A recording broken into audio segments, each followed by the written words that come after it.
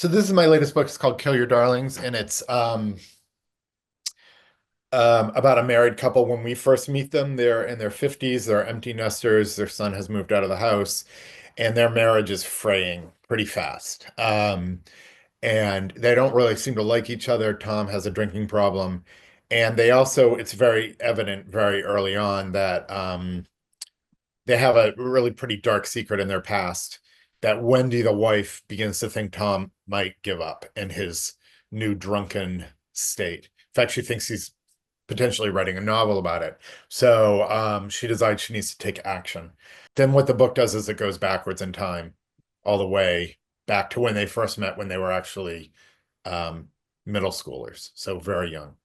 Um, and I wanted, so I just like the idea. I like stories that go in reverse because I think they add a whole nother layer of tragedy and suspense and interest to a life when you see it going that way. So my challenge, and I've been thinking about this book for a long time, like, could I do this?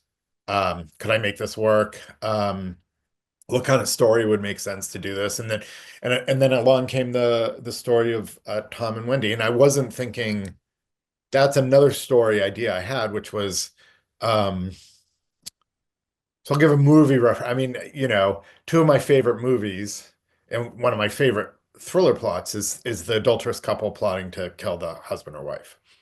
Um, and two of my favorite movies are Double Indemnity, the great 1940s Billy Wilder film. And then an unofficial remake from 1981 called Body Heat with William Hurt and Kathleen Turner, which is a brilliant movie. So my question, my premise was, what if this couple, this adulterous couple, killed the husband or the wife, got all the money? What if they lived happily ever after? What would they be like in their 50s, 60s? Would they would they just be living the good life, or would they be haunted by what they'd done? So that's, as soon as I had that idea, I then put it together with going backwards, and I was like, okay, I'm going to give this a shot. I'm not an outliner, never have been. So, but I had to do some basic outlining for this because, in a sense, like, you can't start writing about this couple in their 50s and how what they've done in the past is reverberating negatively into their lives now without knowing what they did in the past. So even though I didn't necessarily have it all written down, I knew what had happened. Um, but I didn't outline, but I did know that there were significant events I was going to go backwards and talk about. And then it's just a matter of like what you reveal when, which is actually the same thing you do in forward.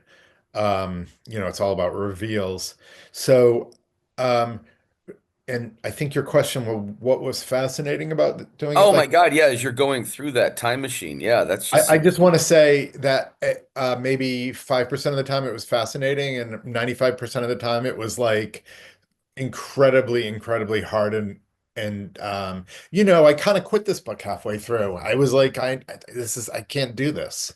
It's too tricky, and I'm having, it's something's gone wrong with it. And I kind of, when I finally came up with the very, very beginning, literally the beginning of the story, which is the end of the book, I was like, okay, now I kind of understand why I'm writing this book.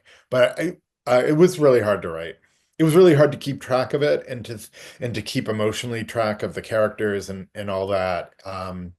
So I'm happy I did it. I'm in no way. I mean, I'll never write another book in reverse again. There's some sort of awful ones. There's the sort of the awful boss, who quite makes me laugh. I think one of the things I was sad to lose, and it made perfect sense in the editing process. I had a whole section done by the son when he was about 12 years old, and it was told through his point of view because he gets obsessed with being a detective. It's in the book a little bit, their son. Um, I kind of wanted the, I liked their son, and that's, I didn't want their relationship to just be this damaged, dark thing. They also, they lived a life and they raised a good kid, and they loved each other in some ways. But this kid, so I have a whole section. It's like 20,000 words where Jason takes over the narrative and it's all about him investigating his parents. Little does he know that they actually have something worth investigating. But so I did quite like him. And I sort of had this idea or an epiphany or whatever you want to call it, where I kind of saw that something very naturally could happen in when they're young that when it's revealed in the beginning would change the outcome at the end. Um, we're verging on spoiler territory without giving any of the major plot details away. As soon as I realized like we're that's what helped me write the book because I was like, okay, that makes sense. That um, in the same way that as we live our we live our lives forward, of course. We reflect on our lives backwards often, um, some more than others. Um, but in the same way that, little ripples in time, something you did when you were a teenager, something you did when you were in your 30s, whatever, could come back and reverberate years later. Um, that to me, like exploring that was what this book was about. So, um, it was tricky, but I hope I pulled it off.